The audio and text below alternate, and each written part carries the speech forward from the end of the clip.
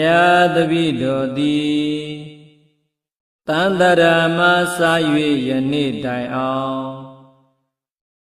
ဂုဏ်ကျေးဇူးကြီးမားကြကုန်သောမြတ်စွာဘုရားရှင်ကိုရောမြတ်ကြီးတို့၏အပေါ်၌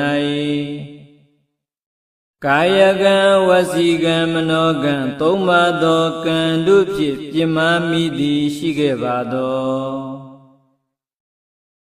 ထိုအဖြစ်တို့ကိုပျောက်ပါစေခြင်းကျူးငါရိုသေမြတ်နိုးလက်ဆုံးမူ၍ရှေခိုးကြော့ပါ၏ရှင်ဘုရား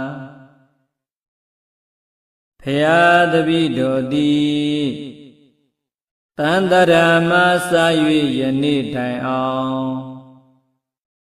ဂုဏ်ကျေးဇူးကြီးမားကြကုန်သောပိစိကဗုဒ္ဓရှင်ကိုရောမြတ်ကြီးတို့၏အပေါ်၌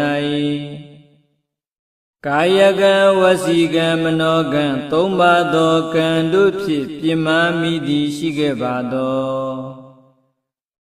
ထိုအပြစ်တို့ကိုပျောက်ပါစေခြင်းကျူးငါရိုသေမြတ်နိုးလက်ဆုံးမူ၍ရှေခိုးကြော့ပါ၏ရှင်ဘုရားဘုရားတပည့်တော်သည်